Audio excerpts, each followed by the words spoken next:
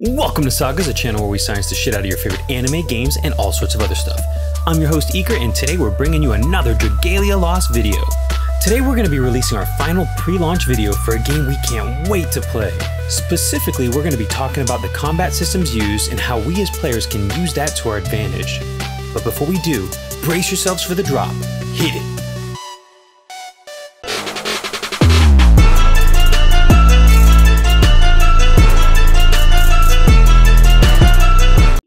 Dragalia Lost is a 2D RPG with a real-time combat system that uses taps, holds, and swipe inputs from the user to maneuver during combat. Real-time combat means that things aren't turn-based. Enemies move and attack as resources permit, and your units do the same. When battling on a two-dimensional plane, the name of the game is Control Your Space.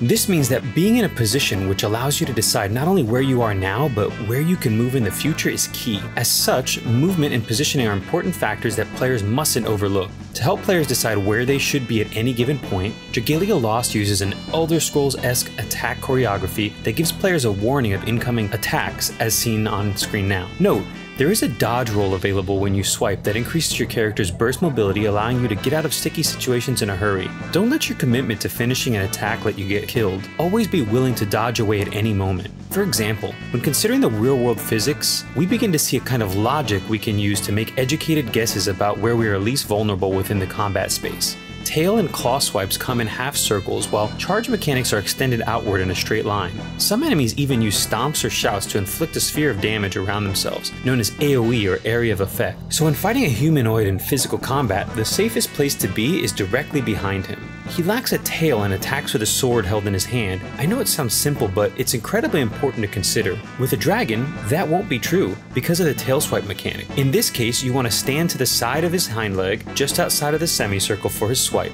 This is the kind of thinking that will keep your character alive and pumping out damage, because as the old RPG adage goes, dead men do no DPS. Similarly, we must consider what limitations our own strike attacks have when choosing where to be within the combat space. While dead men certainly do no DPS, overly cautious DPS who are out of range don't fare much better. Therefore, it is important that we maximize our ability to hit the target as well by considering different weapon types and ally restrictions. The different types of weapons are seen on screen now, but you have swords, daggers, lances, wands, blades, axes, staves, and bows to choose from. Weapons are obtained as quest rewards, and each weapon has its own playstyle that can be used to exploit your opponent's weakness, so consider this choice wisely. While it may seem obvious, a bow user can deal more consistent damage if he isn't constantly dodging an enemy who has a high frequency of AoE spells. Weapon choice is invariably linked to our next subject, the holy trinity of RPGs, classes. Primarily tanks, damage dealers, and healers. Except in Dragalia Lost, they add a wrinkle here by adding a support class who can help his teammates control the combat space while also helping them more effectively do their individual jobs. A balanced group isn't necessarily and may not always be the best,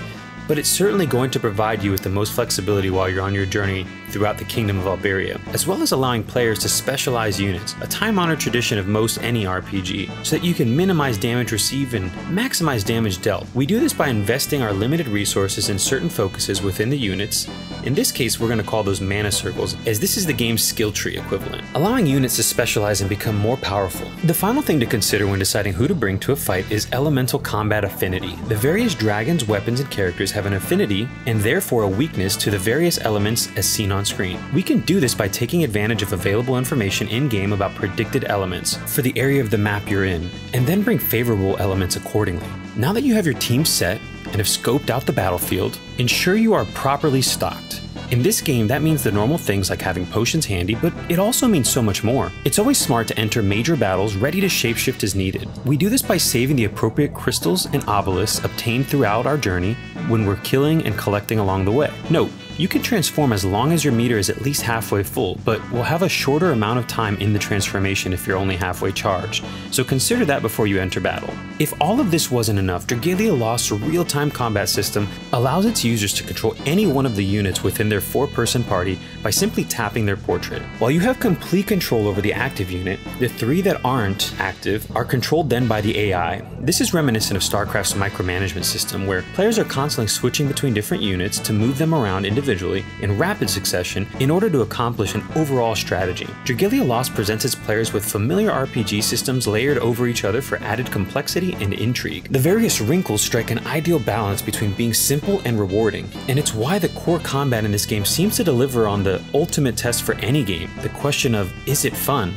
And we think the answer is absolutely yes. That's gonna do it though for us today, folks. We hope you enjoyed this 3-part series and that you plan to join us as we cover this game with in-depth character analysis, tier lists, strategy and build guides, and so much more. If that sounds like a good time, then don't get Dragalia Lost on your way back by subscribing. And while you're at it, hit that like button if you enjoyed the content. Until next time.